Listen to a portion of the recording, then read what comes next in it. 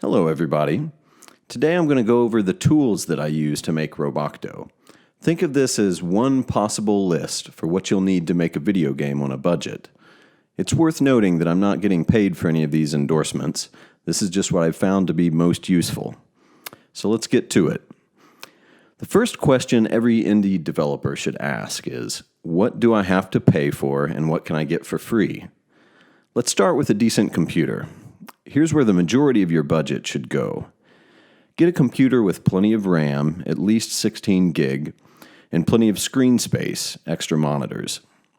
I use an iMac 32 gig of memory with 2 vertical monitors, one on each side, which costs around $3,300 to buy new. But you could buy a PC that will do the job for $1,000 less than this. On my left vertical monitor is where I do most of my coding. On my right, I generally have a task list document and a browser window to search for help. This leaves my central monitor free for the main tool I'm using at the time, Unity, Blender, Acorn, or GarageBand. Having a vertical monitor for your code is very important. It helps you to figure out what's going on with a glance rather than having to scroll up and down and losing the context of where you're at. Game creation can be broken down into the following 6 tasks: modeling 3D mesh objects, applying a texture to those objects, rigging those objects with virtual bones, making animation loops by moving those bones and recording keyframes, recording sound clips, and bringing these objects into a game engine where you set up an environment and add code to control the objects. Fortunately, there's great free software available for doing all of this, so once you've got your computer, you can get started. First, the 3D meshes. Professional 3D modelers often use either Blender or 3D Studio Max to make 3D meshes. 3D Studio Max is easier to use since it was designed by a company with editorial control over the features that are available and where they're displayed.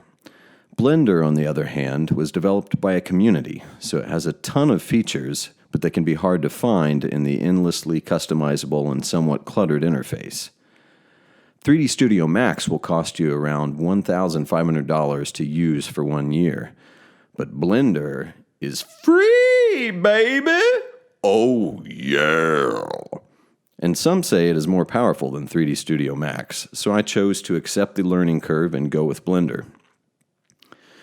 There are great YouTube tutorials out there that will bring you up to speed quickly on Blender. Here's a series I highly recommend by Darren Lile, where he takes you through all of the steps to creating a character and bringing it into Unity. A few hours after downloading Blender, I created this simple penguin wireframe, so it's really not that hard to get started.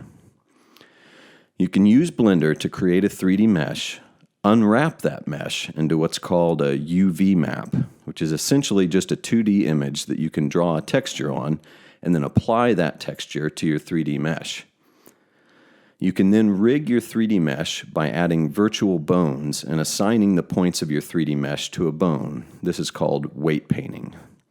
Then you can create animation loops by moving these bones around and recording keyframes. A keyframe is just a snapshot of the orientation of your bones.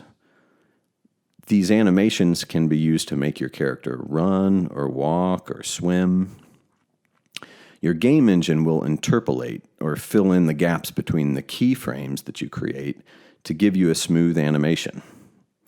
You can do all of this in Blender and then import your .blend file into your game engine and it becomes an asset.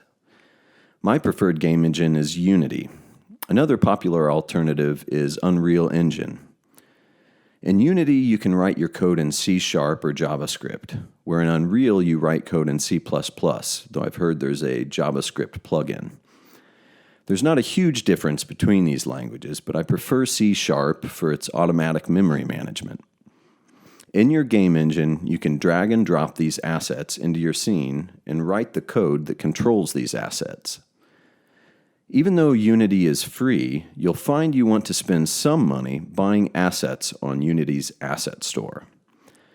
Say you want to add some rocks or sand or a house or a car to your scene, But you don't want to spend a day modeling and animating these assets to be exactly how you want them when any rock or car will do. You can spend a few dollars buying well-made assets like these and spend your time on what makes your game unique. There are many great assets available, apart from just textures and objects, like Terrain Composer. It's a tool you can use to shape the terrain of your world and apply textures based on the slope of the ground or the elevation or other factors. I was also impressed with Final IK as an asset. It's a tool that helps you apply intelligent inverse kinematics to your model. Inverse kinematics is what you use when you want an arm to grab an object. You assign the bones of your rigged model to an inverse kinematics object, set the limits on the joints between those bones, and then in code you can simply make the hand position move to a location in space, like an object to grab.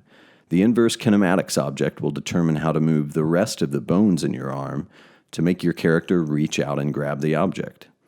I used this for the legs of Robocto, as well as the arms on the crawler and the arms on the den. My best advice for indie developers is to not try to do it all yourself. Buy the assets you need, save tons of time, and make a better game. These assets are written in C# or JavaScript, so they're not a black box.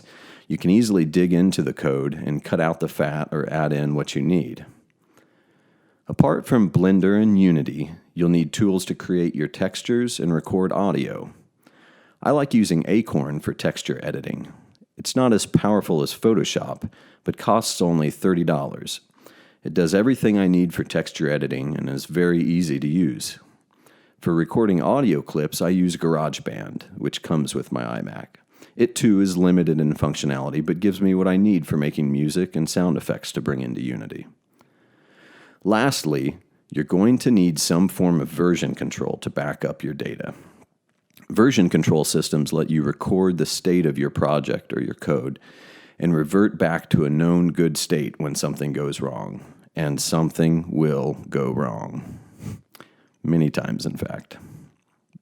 Also, when you're trying to track down a bug, you'll be able to compare your current code to a working version of your code to see where the bug was introduced. GitLab provides a great free cloud-based repository service that gives you up to 10 gigabytes for your repository. I started with GitHub and soon found I'd hit my 2 gigabyte limit with all of the assets I need to back up for Robocto. I use SourceTree as a nice free GUI front end, and it's easy to link up with a GitLab account. So, now we come to the question of the day. What tools do you use for game development that make life easier? Please leave comments below, and if you like what you saw, please subscribe. Thanks.